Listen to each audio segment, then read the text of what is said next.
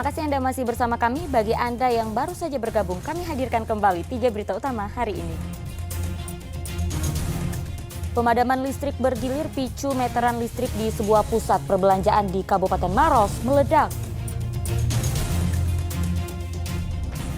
SMP Negeri 1 Kabupaten Pangkep jadi sorotan publik karena membangun toilet dengan anggaran nyaris setengah miliar rupiah.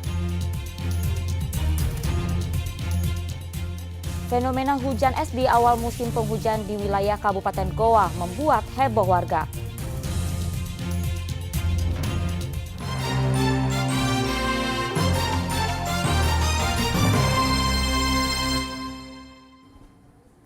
Dinilai mengganggu estetika kota, alat peraga kampanye APK calon legislatif ditertibkan petugas Kabupaten Pinrang. Alat kampanye tersebut dipasang pada pohon, tiang listrik, serta sarana umum lainnya. Personel Satpol PP, Badan Pengawas Pemilu, Bawaslu, dan Komisi Pemilihan Umum Daerah atau KPUD Kabupaten Pinrang melakukan penertiban alat peraga kampanye atau APK karena dinilai mengganggu keindahan kota pada Rabu lalu. Penertiban dilakukan karena APK caleg tersebut dipasang pada pohon pelindung jalan, tiang listrik, serta sarana umum seperti lampu merah. Komisioner KPUD Kabupaten Pinrang mengatakan, selain mengandung kalimat ajakan untuk mencoblos, alat kampanye tersebut juga dipasang di tempat yang terlarang, seperti pohon dan sarana publik, karena melanggar estetika kota. Dengan masa jeda yang ada ini, biar kami atas kerjasama yang baik sudah melaksanakan penertiban APK sampai masa tahapan kampanye dimulai di tanggal 28 November 2023. Sasarannya APK yang di mana saja Pak yang dianu? Jadi yang kita sasar adalah setiap jalan poros yang ada di setiap kecamatan, di mana APK yang ditertibkan yaitu yang bersifat mengajak, diantaranya adanya gambar paku atau surat suara ataupun kata-kata yang mengandung unsur pengajakan di dalamnya. Penertiban APK yang melanggar akan dilakukan hingga 27 November mendatang.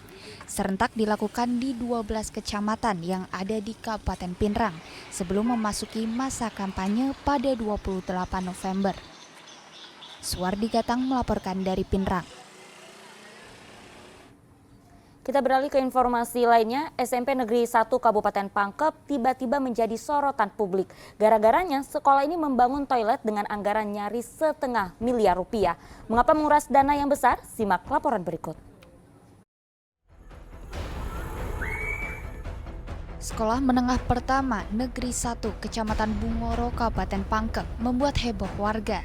Pasalnya sekolah ini membangun toilet sekolah dengan anggaran 495,2 juta rupiah atau nyaris setengah miliar rupiah. Toilet fantastis itu hingga saat ini masih dalam tahap pengerjaan.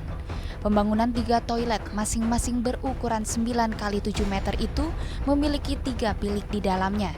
Bangunan toilet itu dikombinasikan dengan keramik warna biru. Masing-masing toilet tersedia untuk pria, wanita, serta khusus untuk penyandang disabilitas, ruang ganti, serta wastafel. Jumlah siswa di SMP Negeri 1 Bungoro sebanyak 803 orang, dengan jumlah guru dan pegawai sejumlah 104 orang. Pembangunan toilet merujuk pada petunjuk teknis atau Juknis yang dikeluarkan Direktorat Pendidikan terkait pembangunan jamban. Bangunan jamban atau toilet di SMP Negeri 1 Bungoro itu sumber dananya berasal dari dana alokasi khusus tahun anggaran 2023.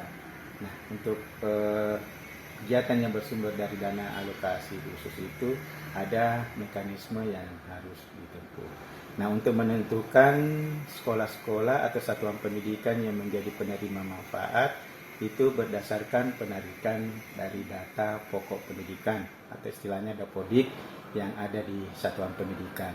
Dapodik itu memuat informasi terkait dengan berapa jumlah peserta didik, berapa jumlah pendidik, berapa jumlah tenaga kependidikan, termasuk jumlah sapras yang ada di satuan pendidikan. Anggaran pembangunan toilet berasal dari dana alokasi khusus tahun 2023. Penentuan penerima manfaat untuk satuan pendidikan dilihat dari data pokok pendidikan atau Dapodik, jumlah siswa serta ketersediaan lahan untuk pembangunan. Andi Muhammad Sardi melaporkan dari Kabupaten Pangkep. Warga Dusun Kampung Beru, Kabupaten Bantaeng digegerkan dengan temuan jasad bayi di tengah kebun yang sudah tidak utuh lagi. Diduga jasad tersebut rusak karena dimakan biawak.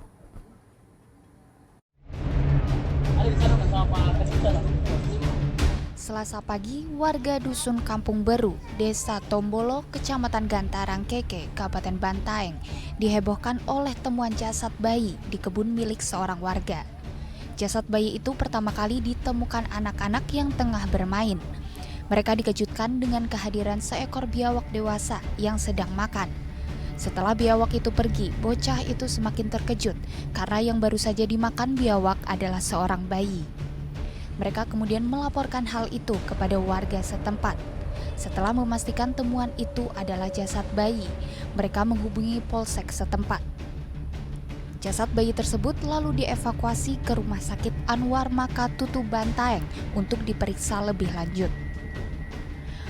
Polisi menyatakan kondisi jasad bayi itu tidak utuh lagi. Bayi malang itu ditemukan di Sungai Nipa-Nipa dengan kondisi mengenaskan. Diduga sang bayi dibuang oleh orang tuanya akibat hubungan gelap. Melihat ada orok yang di gonggong atau dianu sama biawak, disitulah sehingga anak sekolah itu karena ketakutan lalu pulang ke masyarakat untuk minta kebenarannya itu. Kebetulan ini ada yang dimintai untuk membenarkan ada kejadian itu. Nah, bagaimana kondisi bayi sendiri pada saat ditemukan? Kak? Apakah masih utuh dia punya tubuh atau bagaimana, Kak? Masih utuh tubuhnya, tinggal tidak bernyawa.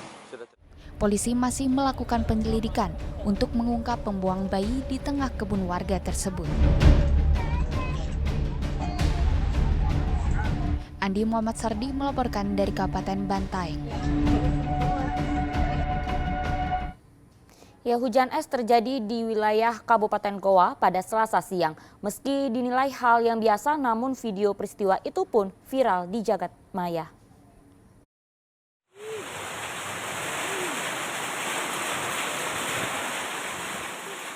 Media sosial diramaikan dengan rekaman video hujan es yang terjadi di Kabupaten Goa pada Selasa siang, tepatnya di Desa Patalasang, Kecamatan Sombaupu. Warga pun kaget karena hujan es baru pertama kali terjadi, apalagi sejak 3 bulan dilanda kemarau. Menurut Badan Meteorologi, Klimatologi, dan Geofisika Wilayah 4 Makassar, kejadian itu disebabkan akibat pertumbuhan awan cumulus nimbus secara vertikal di atas ketinggian 13 km. Hujan es biasanya terjadi pada awal musim penghujan, seperti saat ini. Awan cumulus nimbus merupakan awan yang bercampur dengan petir dan hujan lebat. Kejadian ini bisa kita sebut dengan kejadian kondisi cuaca yang ekstrim. Kenapa? Karena pada saat terjadi arus angin, itu kecepatannya di dalam sel awan tersebut bisa lebih dari 20 knot. Atau hampir 35 km per jam. Itu sudah masuk dalam kategori ekstrim. Tapi ini tidak berlangsung lama, hanya paling 5 menit selesai. Ya, jadi hal yang seperti ini pada saat awal atau peralihan dari musim kemarau ke musim hujan adalah lumrah terjadi. Peristiwa hujan es dapat dikategorikan sebagai cuaca ekstrim, namun tidak berlangsung lama, rata-rata hanya sekitar 5 menit. Andi Muhammad Sardi melaporkan dari Kabupaten Goa.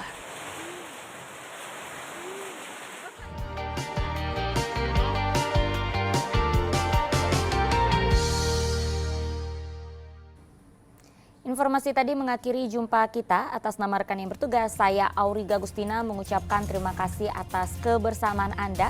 Selamat beraktivitas dan sampai jumpa.